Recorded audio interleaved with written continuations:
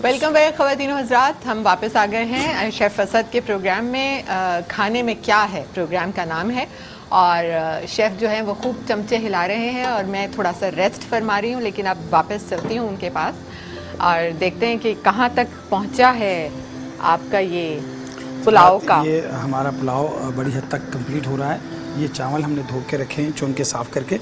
अब हम चावलों को इसमें डाल देंगे, फिर ये सब चीज़ें यकजान होके एक साथ पकेंगे। बस it's almost done. It's almost done. ठीक है, इसको हम अब दम पे लगाएंगे और ये कंप्लीट हो जाएगा। सही। आपने देखा कितनी आसान तरकीब है ये, और अगर मेहमान आ जाएं जल्दी में आप बना सकते हैं घर में, है ना? बिल्कुल बिल्कुल जल्दी में बना सकते हैं, बहुत जल्दी में बना सकते हैं। अब हम इसको देखते रहेंगे पूरी तवज्जो के साथ कि हमारा कहीं पानी ज़्यादा ना हो जाए, कहीं कम ना हो जाए। हमने इसको चलाना है। इन द मीन टाइम जब तक ये पक रहा है, मैं आपके लिए छोटी सी एक रायता बना लेता हूँ। छोटी सी रायता? छोटी सी रायता क्योंकि छोटी सी बॉल है और मैं आपके लिए। ठीक है जी। ये प्याज हम लवाजमात बहुत ज़रूरी होते हैं खाने के साथ। लवाजमात बहुत ज़रूरी हैं इस बात, और मैं चाहता हूँ कि आज आप मेरे इस प्रोग्राम में आई हैं तो आपको जो चीज़ खाने को मिले वो अच्छी ही हो और आप उसकी भरपूर तारीफ़ करें, और जाने के बाद भी आपको ये चीज़ याद रहे। बिल्कुल, इंशाल्लाह। अच्छा, वैसे मैं आपसे कुछ अगर पूछना चाहूँ। बिल्कुल, मुझे बड़ी खुशी होगी अगर आपको सवाल करें। आप मुझे ये बताएं कि आप माशाल्लाह से इतने सालों से इस बिज़नेस में हैं और माशाल्लाह आप सिखा भी रहे हैं, पढ़ा रहे हैं बच्चों को। जी जी बिल्कुल।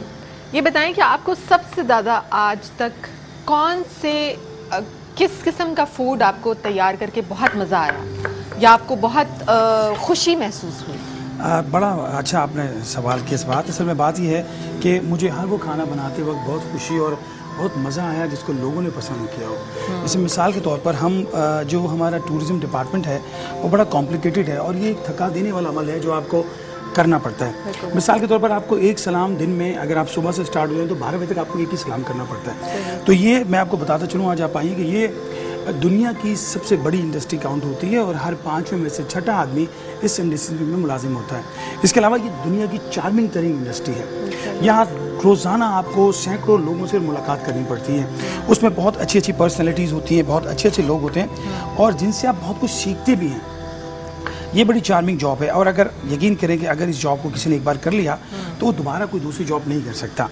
इसमें इंटरटेन भी है, इसमें लग्जरी भी है और इसमें पैसा भी बहुत है। तो इस चीज़ में सब कुछ है और फिर इसमें आपको सीखने को बड़ा मिलता है। आप पूरी दुनिया में ऑल ओवर द वर्ल्ड जाते हैं, नए नए लोग मिलते हैं, नई नई दोस्तियाँ होती हैं और उनसे बहुत कुछ आपको सीखने को मिलते हैं। तो मैं तो आपकी फसल से आज आप यहाँ पर हैं और आपने सवाल पूछा, अपने उन जो घर बैठे हुए लोगों को ज़रूर इन्वाइट करूँगा। वैसे भी आप ये देखें कि हमें अगर हमारे रिश्तेदार हमारे घर आते हैं तो मोस्टली हम क्या करते हैं कि उनके लिए एक बोतल मंगा लेते हैं अगर अच्छे वाले रिश्तेदार हों तो, और ज़्यादा अच्छे वाले रिश्तेदार हों तो फिर हम ड्राइंग रूम खोल लेते हैं, वरना ज़रा से नॉर्मल रिश्तेदार हो तो उनको बाहर ही बिठा लेते हैं। लेकिन जिस तरह आप 5 स्टार होटल में जाते हैं और वहाँ पीना कोलाडा या बनाना बाश या सनशाइन पीते हैं और इस बात आप यकीन करें कि वहाँ 300 रुपये से कोई भी ड्रिंक कम का नहीं होता। लेकिन आज आप यहाँ मौजूद हैं, मैं ये बताना पसंद करूँगा कि कोई भी ड्रिंक जिसकी कॉस्ट, किसी की ड्रिंक भी ले लें और किसी की कॉस्ट भी 30 रुपये से ज़्यादा की नहीं होती। और हम इंशाल्लाह ताला ये ड्रिंक आपको बनाना बताएंगे कि आप ये बनाते हैं और आप घर बैठे देखेंगे कि आप किस तरह ये अच्छे अच्छे ड्रिंक और खूबसूरत बना लेते हैं। और यकीन मानिए कि अगर ये अपने रिश्तेदारों को आप क्या कहते हैं देते हैं, आप जैसे उनको चाय पिला देते हैं गरीबों को, चाहे सर्दी हो या गर्मी हो, मगर आप उनको चाय पिला देते हैं तो अगर आप उनको ये ड्रिंक बना के पिलाएं तो वो खुश भी बहुत होंगे। और इस तरह जो घर में माएँ बहनें या बेटियां होती हैं उनको भी एक स्किल आ जाएगा। सही, बिल्कुल सही है, बहुत अच्छी बात है।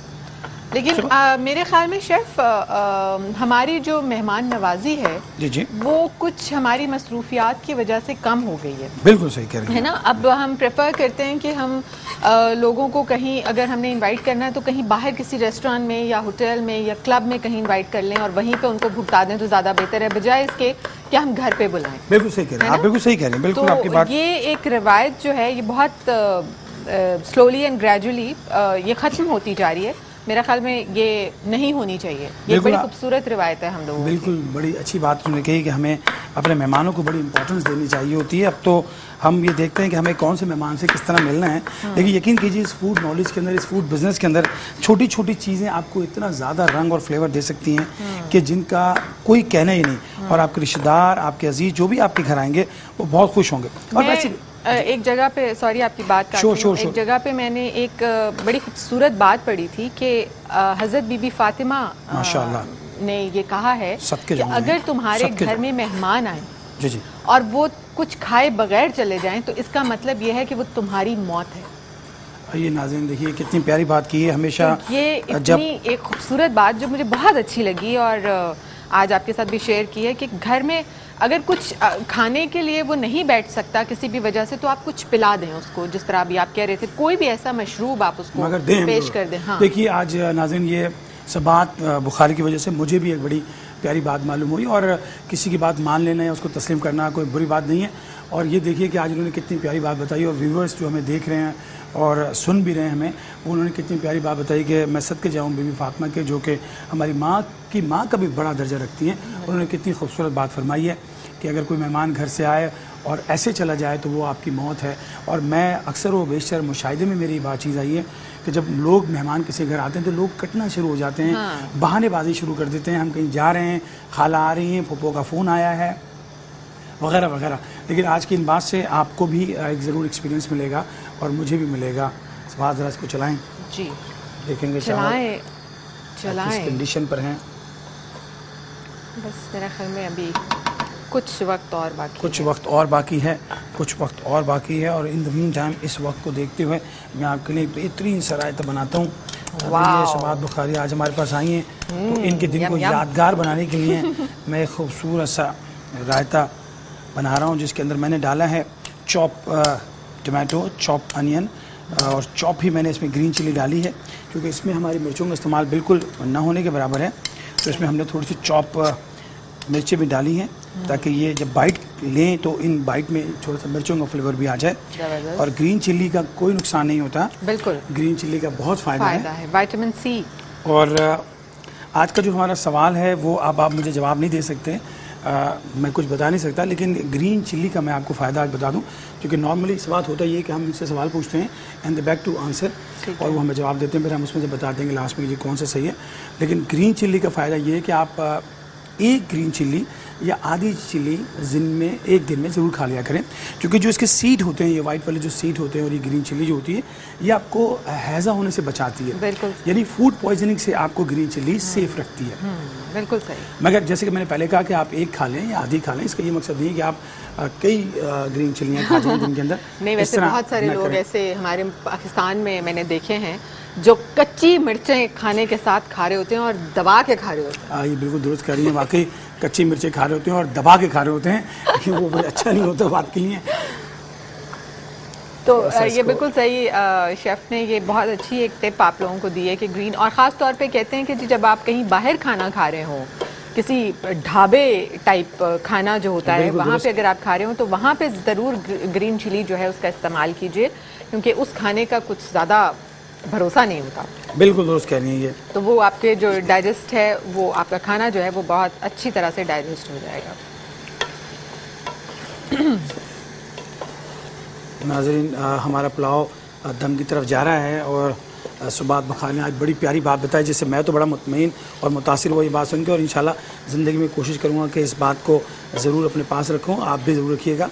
और अब हम देंगे इस पुलाव का दम, और सुबात ये पुलाव अपने एंड की तरफ जा रहा है। अब इसमें हम थोड़ा सा डालेंगे केवड़ा एसेंस, और फिर इसको दम पे रख देंगे। सुबात, मुझे मालूम हुआ है कि माशाल्लाह आपका एक बेटा भी है, तो उसके बारे में कुछ बताएंगे कि वो पढ़ाई में किस तरफ जा रहा है, या वालिदा की तरह शोबिज़ की तरफ आना चाहता है? वो एक्ट तो खैर कर चुका है जी जी।